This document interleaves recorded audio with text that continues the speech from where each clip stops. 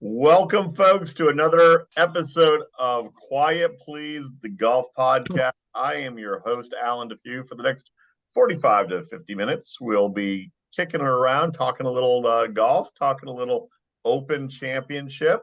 And we've got a great panel with us tonight. To my left, Bob Baldessari. We call him, he previously Boston Bob. We now call him Bourbon Bob. But founder of Little Linksters, Brendan Elliott, as always in the house. BE, good to see you, my friend. Good evening.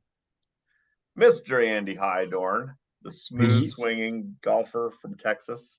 They used to be, as always, in the house. Now it's kind of intermittently in the house. And rounding out our panel, noted journalist, radio, TV personality, Alex Miceli, writer for Sports Illustrated. Welcome, sir. Thank you. Nice to be here, I think. Well, you'll see.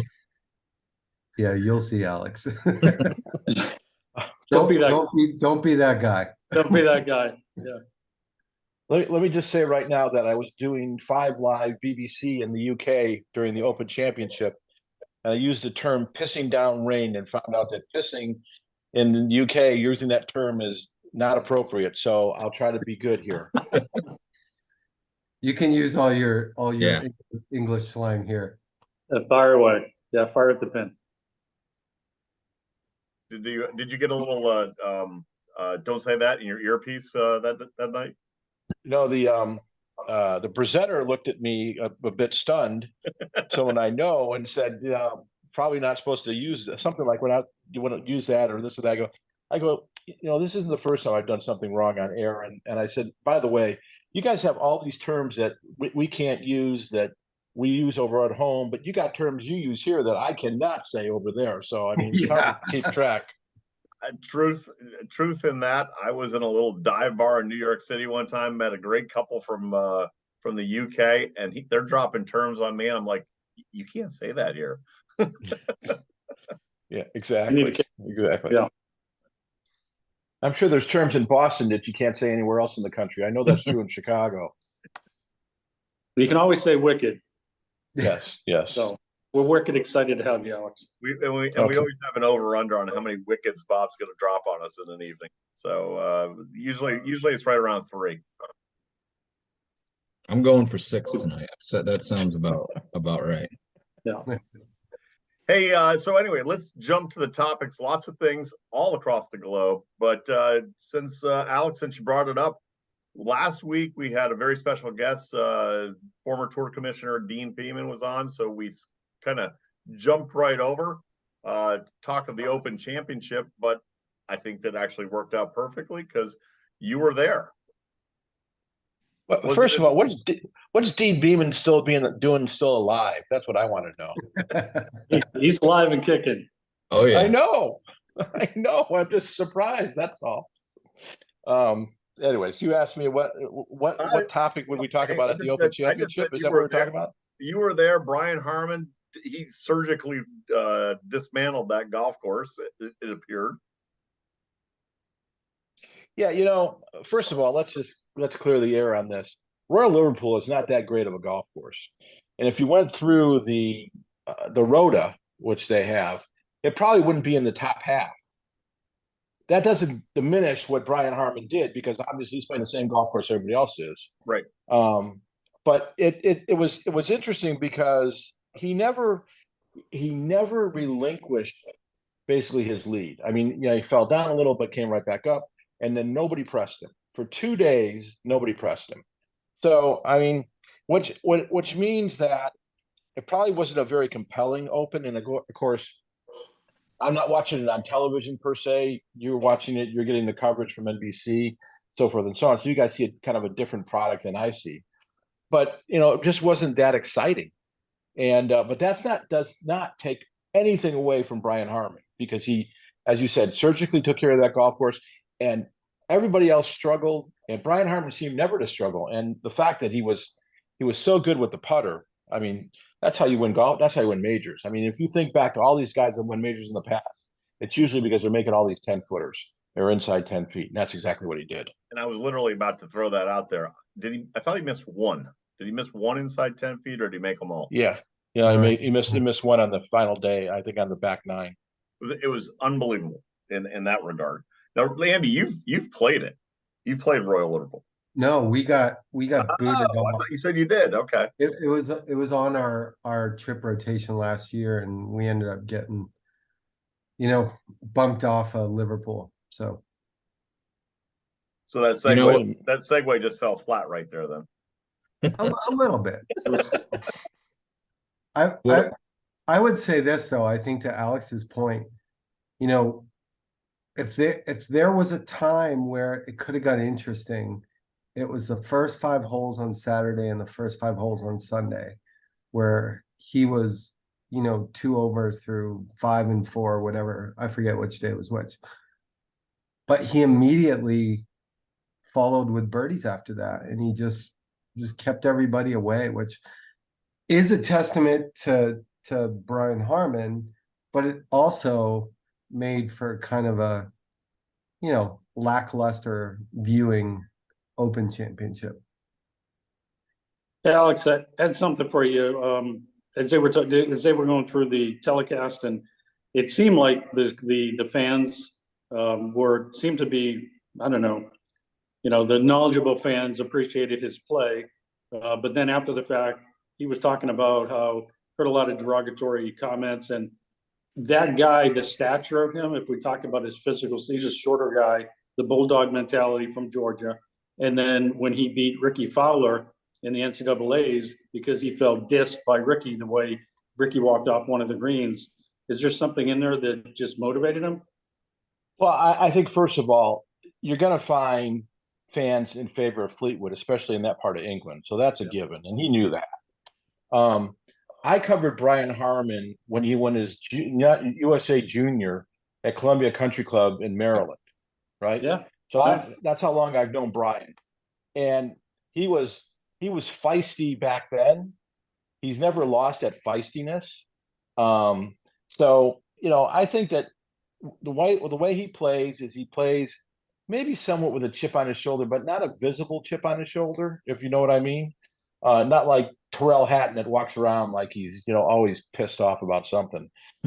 Brian Harmon's internally, he is always working it, and he's not a guy that gives up. And so I think that's what you saw for 2 days. Well, obviously with the lead, but then you saw it on Saturday and Sunday. And I think he will be an absolute. Zach Johnson's going to be forced, because he's going to make the team. He's going to be forced to take Brian Harmon. Never would have thought about taking Brian Harmon before this. Brian Harmon is going to be an excellent addition to the U.S. Ryder Cup team. I agree. Great. Yeah, because totally. what I like most about Harmon and what you said, Alex, going back to his junior golf days, he knows his game, he plays his game, and for the average golfer, what they can take from what they saw from him is he doesn't try to do anything more than what he can do. And I mean, I think he's leading the tour in scrambling. I think he's somewhere around 66, 67%. But no, that's what he was for the week, I believe. And that's how you get it done. You if you miss the shots around the green, you get up and in, and that's how you, especially in an Open Championship, that's how you walk out the champion golfer of the year. The one thing about the conditions on the 4 days is they were very wet, obviously, on Saturday and Sunday. I think that actually would have been a negative to a Brian Harmon, who's not as long off the tee, but yet he overcame all that. Just think if the course was a little drier and a little faster, he would have been hitting lesser irons into in those holes. Mhm. He was just on top of everything. And usually a wet golf course would suit Rory McIlroy to a tee, and even he couldn't come close to dealing with that. Partly because seemed like he was putting with an iron. I don't know what he was putting with, an anchor, but he certainly wasn't putting with a putter. Yeah. Hey, Alex, well, real quick, what do you have a favorite course over there? The old course of St. Andrews is my favorite course. Yep. No, I mean, I could go through others, but that's my favorite. Yeah, I was there in 2003. I was a tie for Old Course and Muirfield. For me, Muirfield, for the total golf experience the day we were there, was pretty special. But Alex, yeah. were you there? Were you there last week for the Champions guys? Yeah, I was in Royal Porth Call. Yeah, tell us a little bit about that because that looked pretty Yeah. rough. Well, let's see. Thursday, Friday wasn't too bad. It was windy. I tell you, if you look at that golf course and those conditions versus the Royal Liverpool and their conditions, I mean, there was no question that it would have been a much better tournament if they had played at Royal Porth Call. Actually, I saw JT tweet something where he said he was just enjoying watching. He sat down and watched it, of course, because he had time. He missed the cut, but he enjoyed watching it because he wanted to see basically car wrecks. I mean, he thought it was NASCAR in the golf tournament. So, and that's true. People like to see that kind of stuff. They like to see people play like they play sometimes, right? But Saturday was bad. Sunday was worse. And the reason why Sunday was worse was because there was more rain. And then the wind really gusted even higher at times than it had on Saturday. And I remember seeing Darren Clark after making the cut on Friday, and he was giving me some grief just because that's Darren. And then he said, I'm really looking forward to the weekend because it's going to be bad conditions. I said, well, that is absolutely perfect for you. He said, it is. The only problem is Darren picked up the Rory McIlroy putting stroke, and that didn't help him over the last few days. But the golf course was, I mean, it was treacherous at times. And, you get tired, you get hot, you're taking your jacket off, you want to swing without anything impeding you, and you're throwing your jacket back on. It was a mess, but that was a true links experience on Saturday and Sunday, something they didn't really get at the Open Championship this year. So the first hole, I think, is playing dead into the fan. It was like, I want to say 420. And I believe and you can confirm or deny this, Alex, but is VJ the only one that reached the green and hit the green? I don't think that's true because there were 7 birdies at 18 on Sunday, believe it or not. Or on one rather. On were Sunday. there really? Yeah, because after they were all done playing one, I went to look to see what the scoring average was.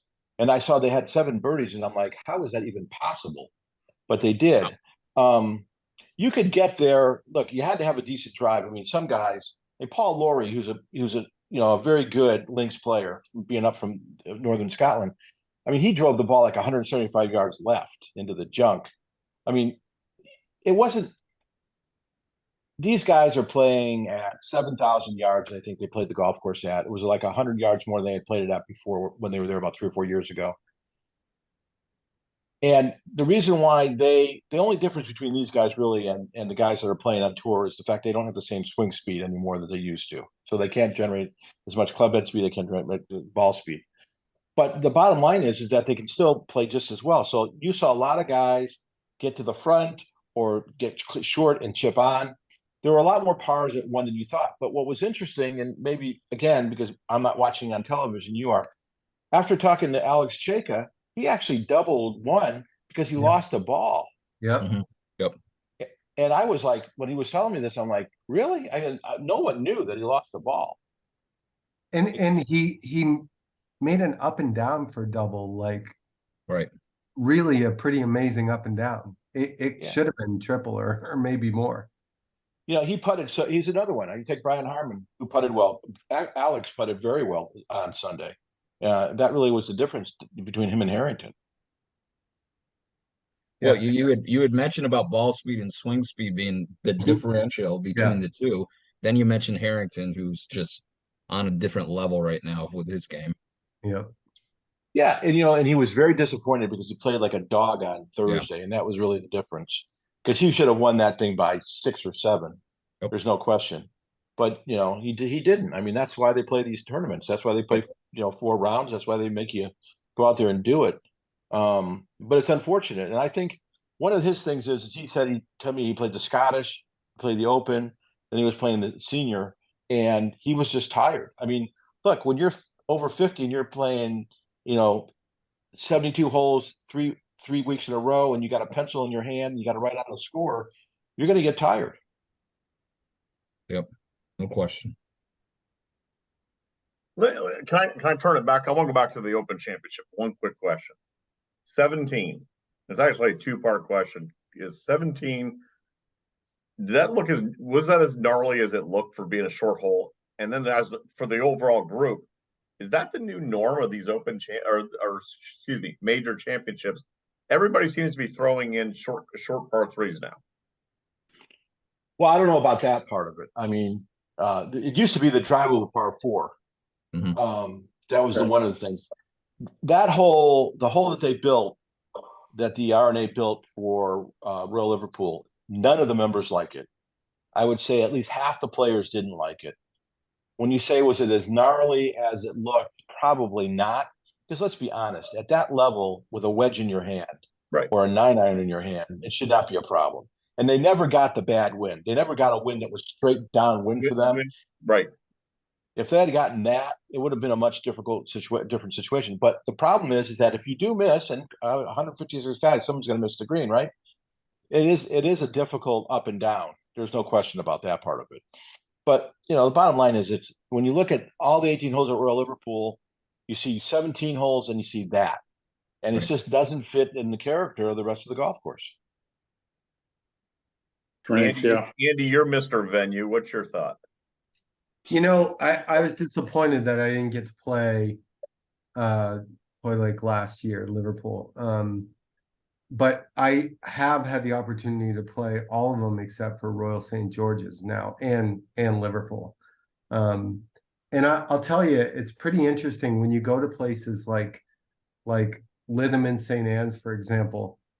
You go to that place and it looks like it's just a neighborhood parky like golf course with these crazy ass bunkers, and it's just weird. It seems like it's someone just stuck it there, and it's kind of in the middle of a rural area. I don't know. It just seems strange, some of the venues over there. But that's the character. That's what we love. When we jump over the pond every year to watch these events, the Scottish and this, and it's just it shows how spoiled we are with our lush green grass and everything that we've come to know as golf here in the States. It's nice for me. I think it is. Yeah, I love it too. It's always refreshing, and then the Americans go, "Oh, I love watching that Open Championship. Look at that, look at that." Then they walk out the golf shop door. Why is there brown over there? It's a riot. Bobby, that never happens at your club or my club. It never. No, what we want to say is never ever, never ever. But Alex, so we're joined by Alex Miceli. Thank you again, Alex, founder, golf.com, the Golf Wire, Morning Read, former publisher of Golf Week. You've done so much in golf on the writing side, sort of like almost like the Dean Beeman of writers. I mean, innovative, forth thinking. Segue. It just hit me there. But that's how esteemed you are. So looking ahead to and staying over in Europe, the Ryder Cup, as this team is coming together, not looking like JT's going to make it at this point. You got a Brian Harmon on. They always sort of talk about the new blood that should come in. I think there's one or two guys that are probably a lock. Just want to get your thoughts and looking ahead to the Ryder Cup going to Rome. Well, I mean, first of all, I don't know if any of you have been to Marco Simone before. It's a much better golf course than I thought it would be when I've been there. I was there in October last year. There's probably 3 or 4 holes on that golf course that can make drivable par 4s. I'm waiting to see. They've been very tight-lipped on what they're going to do setup-wise, but I'm waiting to see if they might change holes each day to make them drivable one day and not drivable the other, which would be quite interesting. Yeah. So we'll see what happens. That being said, I think you're right. There are guys going to be on this team that Jack Johnson never thought about picking. Wyndham Clark is certainly one. Brian Harmon is another.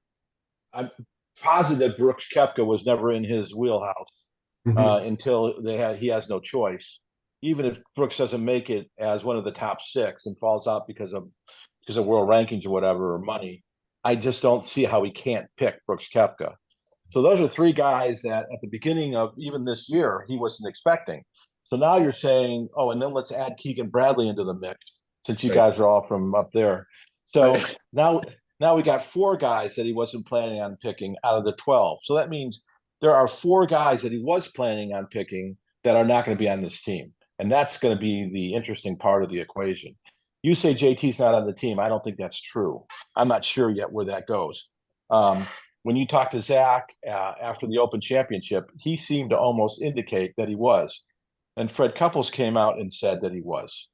So, and I don't think Freddie does that. I was actually talking to, who was that? Thomas Bjorn? No, Darren Clark. Darren said he doesn't say that unless he's been told it's okay. He just doesn't do that. Now, I don't know if that's true or not. I mean, what do I know? But I think because of the camaraderie that is brought into it, the fact that he would be in certain pairings that make sense, like with JT or something, or with Jordan, he's still got a chance to be there. If JT was Bryson DeChambeau, this wouldn't be a conversation, personality-wise. And I like Bryson, but that's not the point. The point is he would not fit into this criteria. So that's why I'm not sure JT's out of it yet. And I'm not sure Tony Finau's out of it yet. But it'll be interesting to see what happens. I think Zach says he's taking the 6 guys that are on, his captains, assistant captains, they're going to all sit together, they're all going to come up with whatever. I believe, and this is Thomas Bjorn said this to me a couple of weeks ago, whoever he's picking, he's pretty much got it figured out. There's probably 1 or 2 maybe that are, still in doubt. But out of the 12, 10 of them are probably already determined in his mind. So Brooks is sitting at, it looks like 4 right now.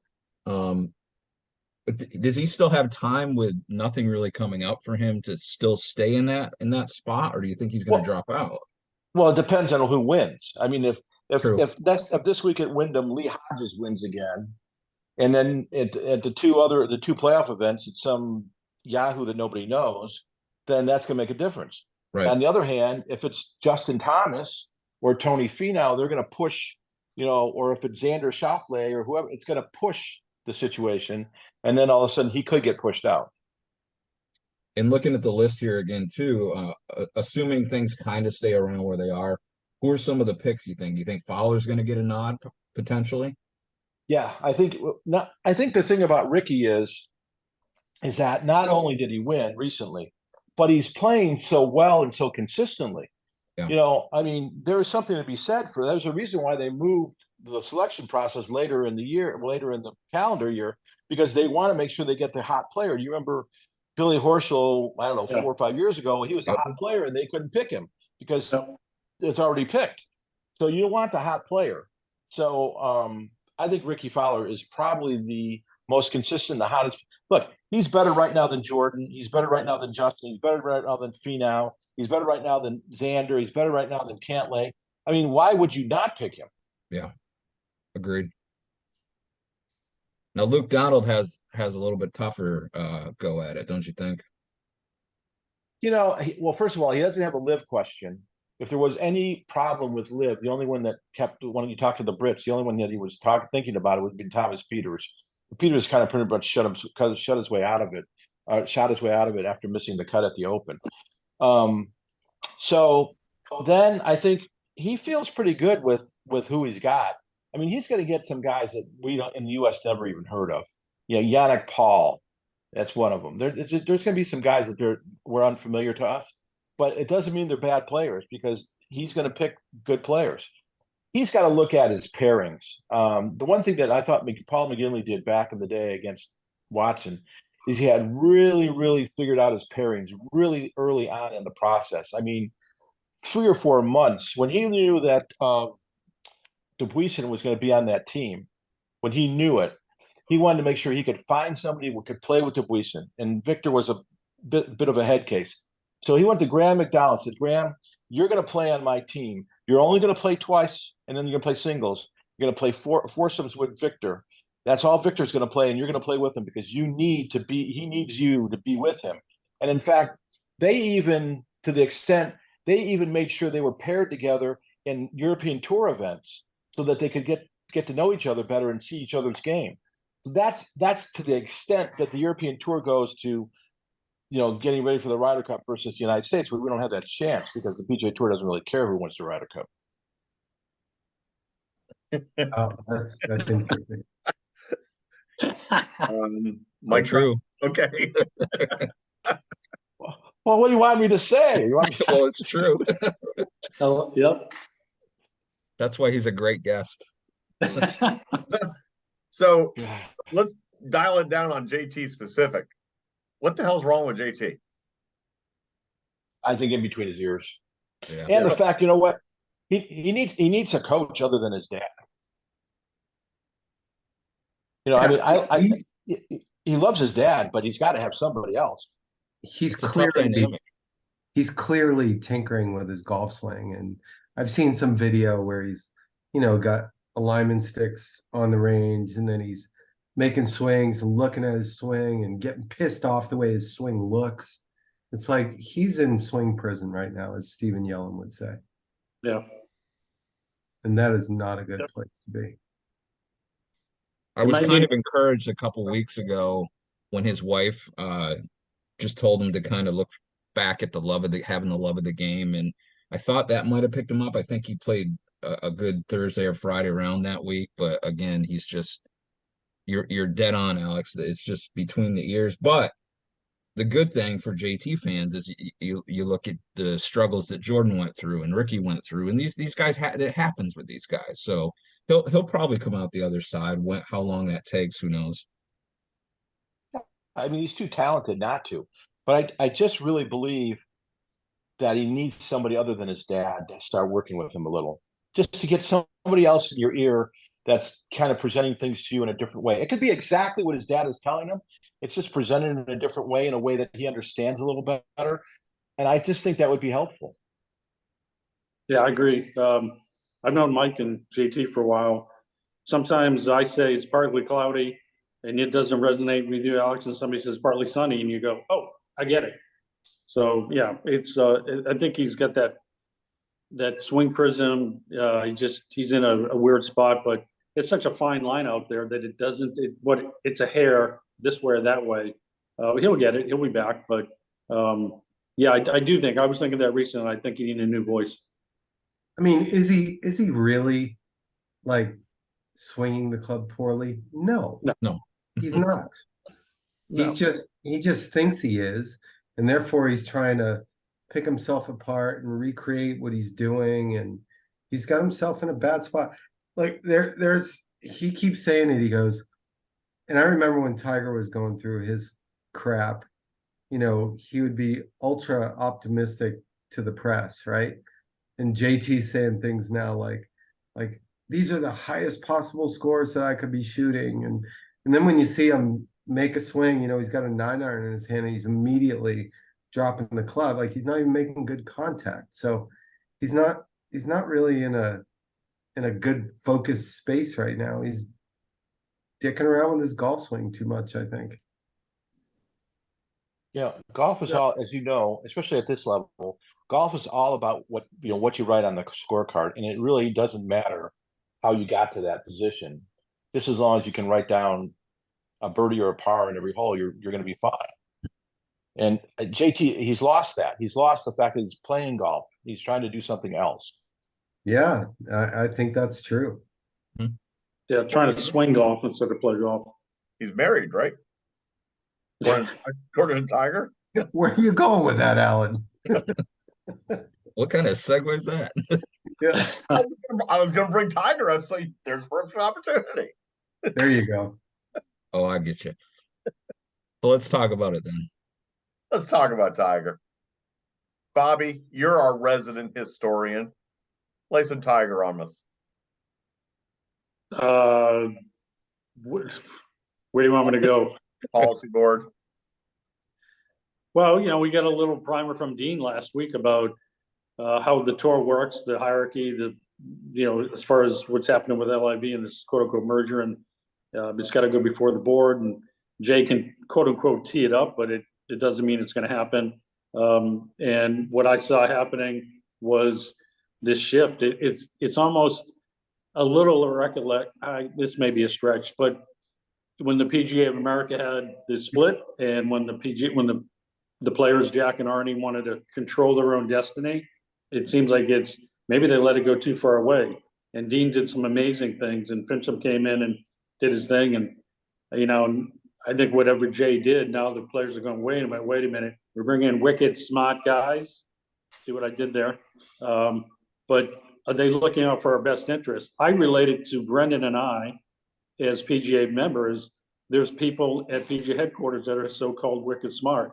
Are they looking out for our best interest? I would not. I don't know, to be frank. The day-to-day, what I do, I just left my PGA junior team like Brendan does.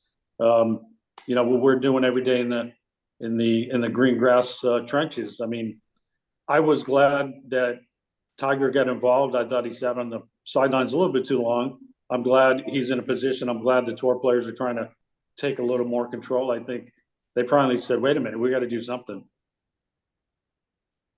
And we gotta queue up Alex on this one.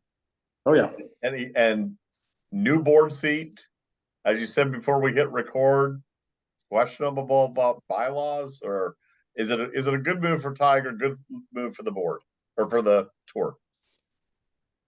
Well, I think first of all, you got to realize that Tiger's been involved with the tour since 1996. Never sat on the pack, never sat on the board. So, and it's not because Jay wants him on the board, because actually, quite honestly, I don't know if Jay does want him on the board, but it's because the players want him on the board. And he's to think about this, he's the salvation right now, the potential salvation of this tour, because the tour's in a pretty bad situation. I'm not saying financially, because I'm not sure that's true. I just think from a governance standpoint, an operations standpoint, a hierarchy standpoint, it's a mess. It really is. I mean, first off, if you were looking at Jay Monahan, who I like personally, I think he's done a great job on most things except for this. Who would you pick to take over if Jay left? Which is a lot of people keep talking about that. I mean, would you take Ron Price, the guy who went up to Congress and basically couldn't add 2 + 2 in front of the senators? I mean, it was a mess. And those are the kind of people you have there. And I'm surprised that Jay doesn't have better people around him advising him. That being said, getting back to Tiger, I think Tiger has been quiet about all this because he is so mad. I've talked to people that have talked to him, and every day that goes by, he's even madder than he was the day before about how he got treated, how this whole thing worked itself out. So now he's going to be on the board. Now he's going to be number 6 of 5 guys. There's not supposed to be more than 5 player board members. Now he's number 6. How they're going to fix that, they'll fix it at some point. But the bottom line is that it'll be 6-5 player board members versus non-player board members, or the independent board members. In the past on the board, it's been, if there's competition issues involved, the players voted on it and the independent board members just supported the players. And then it's been vice versa. If it was non-competition issues, it would be the independent board members would suggest what they should happen and the players would kind of acquiesce. That's how it's been run in the past. I don't see that happening now. I see board members not happy, player board members. I see non-player board members not happy. Mary Meeker as an example. I mean, why would you bring somebody on and then exclude them from the most important discussion there is out there, which was trying to do a deal with the Saudis? It doesn't make any sense. Why would you exclude all the player members? It doesn't make any sense. Then the question is that assuming this all comes about and they all are going to vote on this, well, what's the criteria? Now, Jay said in regards to Randall Stevenson, who just left the board on his own volition, Jay said in his letter a couple of weeks ago that it would be a unanimous decision on what happens with Randall Stevenson's spot, who they're going to fill it with. Well, there's nothing in their bylaws that indicates it has to be unanimous. And all it has to be is the independent board members voting and the player board members being consulted. I mean, it's so ludicrous to think that there's going to be some kind of vote at the board level and the players aren't going to have a vote either. Now, supposedly, again, there's this discussion that the players are going to vote. Well, what's the criteria if the players vote? Is it a majority? Is it 2/3? What's the number? On the European Tour, it's 75% have to vote for this thing to pass. There's no way in this world that 75% of those players are going to vote for whatever it is they get thrown in front of them by Keith Pellett. It's just, the whole thing is just crazy. So where do you see it going? Or is it just still too soon to tell? That's kind of what we've all been saying here. Well, you guys, this is kind of weird, but I got a phone call from someone at the PIF today. And in that conversation, which I'm willing to share at least parts of it, in that conversation, they said that nothing has been done recently about getting to a definitive agreement with Jay being gone and so forth and so on. Now, with Jay back, they're starting to move the ball along. But, I think the PIF/Live and the PGA Tour wanted one thing for sure. They wanted the litigation to stop. It was costing millions of dollars, first of all. The exposure of all the information that was going to come out or could come out. We're still waiting for the New York Times hearing this month to see if all the stuff that was sealed can be unsealed. And I think there's a good possibility of that happening. So there's all this information that they didn't want to keep coming out. On top of that, the PIF did not want their sovereign immunity challenged in Court of Appeals, which it was being challenged at the Ninth Circuit. So those are all the things they wanted to fix. They fixed those. Now the rest of it is actually much easier. You could think about a situation where the PIF and the tour don't come to an agreement. The PIF continues to go ahead and run Live.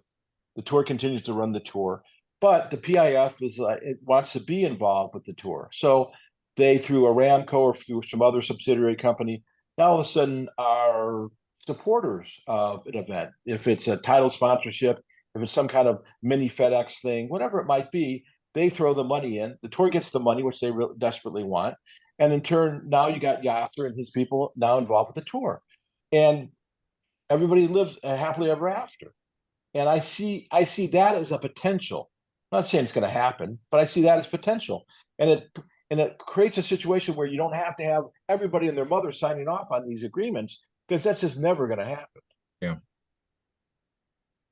Andy, your thoughts? Yeah, I am somewhat silent this week. And I was thinking that before we came on. It's the whole Live thing is kind of calmed down to a point for me. And again, Alex has some great intel there, and whatever ends up happening is going to happen. It just seems to be like there's a lull in the storm right now. And, maybe it continues that way. Maybe it, ratchets up again. I don't know.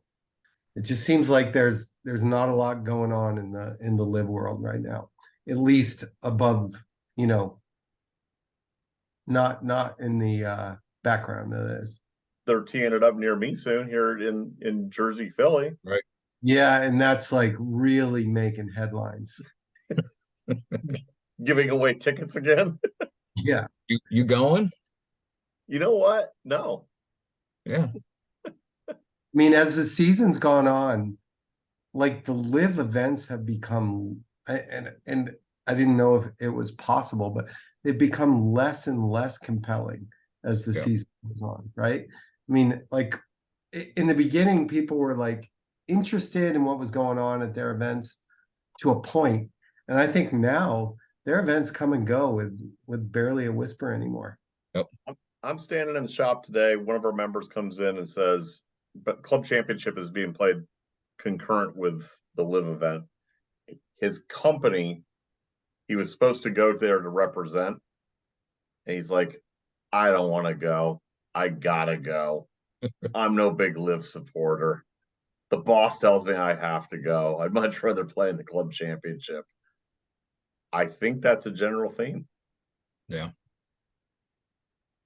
I mean, I think a more compelling thing to come out of Monahan's office is when he came back, what he was talking about with rolling the ball back and not, the opposition of the modified local rule that they're the USGA is investigating. And although, did we really think that they weren't going to be against it?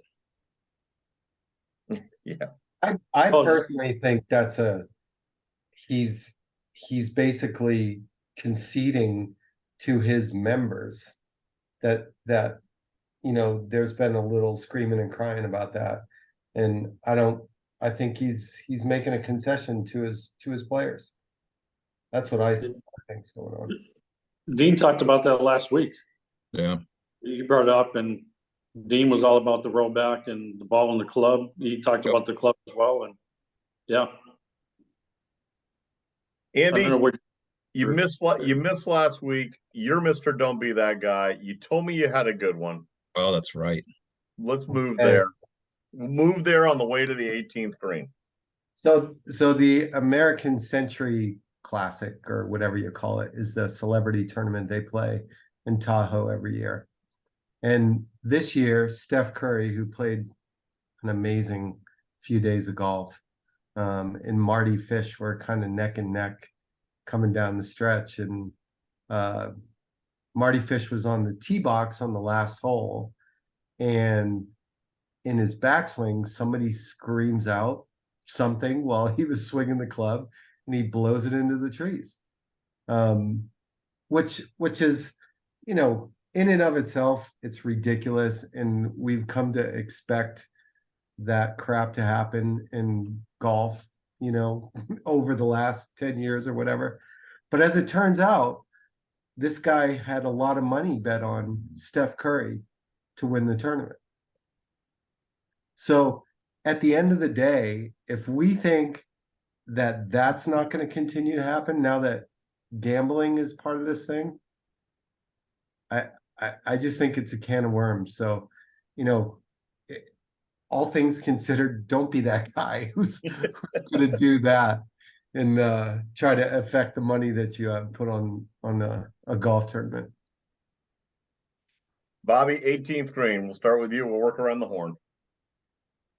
All right. Well, thanks again, Alex. And we do hope the best for your love Cubbies to do well this season. And 20-9 last night, by the way. Yes. Mhm. Nice. Yep. You know, it's we kindred with Red Sox fans and Cubs with what we went through over the years, and we both had Theo Epstein come and sort of save us. But with your, it's a final thought, but it's a you know, a thought I want to throw your way. You have done a lot in journalism, writing in the industry of golf. You know, where do you see this going? Or if somebody out there listening has a young kid that looks to want to be a journalist in the game of golf, is there a future there? Is there something that, you know, what can they do to really emulate you, the Jeff Babineaus, the Jimmy McCabe's, you know, just a lot of really good writers out there. Well, I appreciate your positive comments about me. I don't see this. I don't see the situation getting any better. I see it actually getting worse, and I see it because it's not only the newspapers or the magazines or the websites, but I also see it from the PGA Tour, the PGA of America, the European Tour, the R&A. You know, they're all not treating the written word like they used to, and their interest in what we do is less and less because they can just go on the Golf Channel, or they can put something on Twitter, and they control the message that way. And if they control the message, then there's no reason for us. And I think more and more, I start to see that. That will it turn or change? It might. You know, I mean, everything kind of comes back around. I mean, network television still is still the thing. I mean, cable isn't anymore. You would have thought 25 years ago, network television would have gone the way of the dodo, but it didn't. It's still really the only way to go. So, you know, I don't know what's going to happen. I think you have to be creative. I think if you wanted to start being a journalist, there's nothing wrong with that. If you want to try to be a golf journalist, again, there's nothing wrong with that, but you got to be creative and you got to be nimble. And you got to be an entrepreneur, I think. I don't think you can just roll in and think that somebody's going to pay you for writing about golf for the next 25 years. Very Right. good. And then there's Brendan for his final thoughts. His writing lately. My final thought. First, thank you, Alex. Appreciate you coming on. I just wanted to leave with two notes of congratulations. Brian Kim winning the U.S. Junior Am, and Selene Boutier winning the Avion, the first French woman to accomplish that. That was pretty neat to see. Andy? Yeah, I got a two-parter on the 18th tee, of course, like always. I'm shocked. My first part is Lexi Thompson chose not to go play in the Avion. And I know they say it, and we've all experienced this, that TV doesn't do, you know, kind of topography and undulations justice, right? But she intimated that that golf course that they play the Avion Championship on is borderline unfair because of all the slopes and all the crazy kind of green complexes and things like that there. And watching that tournament, I watched a fair amount of it. Watching that tournament, you have to wonder if there's not something to what she was kind of protesting by not going over and playing. Number one. So number two, I was a latecomer to Ted Lasso. Just finished it a couple weeks ago, and you know the scene in the episode where all the club owners are getting together and they invited Rebecca in to talk about the new league and you know, making even more money than they already make, and Rebecca you know, basically blew it up. And her speech was such that it's like, at what point is enough enough? And it made me think about Liv, and it made me think about this whole mess that we're dealing with in professional golf, and how over the years, and we talked about this a lot, over the years, money has grown in professional golf. And I think it's just ridiculous that people bitch and moan, and the ones who bitch and moan are the ones who are making all the money. You know, Phil and Greg Norman back in the day, you know, those are the guys who are making the money. And when is enough enough? I mean, Pat Perez, before he even went to Live, made $32 million on the PGA Tour. And it's like, when is enough enough? And they've blown this whole thing up, and it's on shaky ground, and it just doesn't seem right. And it doesn't seem right for that reason. Hear, hear. Alex? Well, I got two things, I guess. The first one is that on the Lexi Thompson thing, there's a guy that was a caddy, and you know, just was a really good ball striker, but didn't hit the ball high, but was forced to go to Augusta every year because he was that good of a player, knowing he was never going to win there because he could never hit the ball high enough. Lee Trevino. Mm-hmm. So, you know, Lexi Thompson should learn from the fact that, yeah, maybe she's not going to win there, but that's not the point. Right. The point is to support your tour, right? So, Lexi, you know, get your act together. Mm-hmm. Secondly, about the money, I always find it interesting that it's never about the money. You notice that the PGA Tour almost hides how much money these guys make weekly at the tournaments. It's all about FedEx Cup points. And I've jokingly asked players in the past, you know, how many FedEx Cup points does it cost to buy a loaf of bread? I mean, seriously, I mean, it's about the money. It's always about the money. When you sit there and say it's not about the money, Jay Monahan, it's not about the money. We're not going to compete against these guys with the money. And the first thing he does is compete against them with the money. It's always about the money. It's never going to change. That's always what it's about. So, you know, it's sad because, you know, Jack and Arnie didn't make enough money on tour to do anything. They made all their money off tour. But, you know, today when you're playing for 20 million at events that people don't even want to watch sometimes, no cut, you know, 70 guys. I mean, what are we doing? Who made that up? And why do we have to play 72-hole stroke play every week? Can we not come up? Do we not have the ability to come up with something more compelling once in a while? Right. You know, and then we had match play, and what we do? We screwed that up. It used to be one and done. Oh no, we can't do that. We have to do something else. I mean, look, the people that are running this tour and running professional golf are an embarrassment, and that's why we're where we are, because they are an embarrassment. And if the players would have been, if Tim Fincham had been in this job instead of Jay Monahan, there's no way in the world what we have going on right now would have happened. Wow. That's all I got. That's a good one. I don't know how to follow that. I just simply but I got two things also. One, you want to watch something funny just for humor's sake, just bring humor back into golf. Check out, I think it's Nuclear Golf on Instagram, the bear that steals the clubs off. I saw that. Golf cart. Hilarious. And one more shout out to Champion Golfer of the Year, Brian Harmon. On another podcast, one that has a lot of notoriety called Barstool, when they asked him about his waggle and all the people chirping him, he had the best response ever, and I'll paraphrase it. I think I got it correct. I don't give a shit. I'm drinking out of the claret jug. So, on that note, we'll see you next week, folks. Thank you, Alex.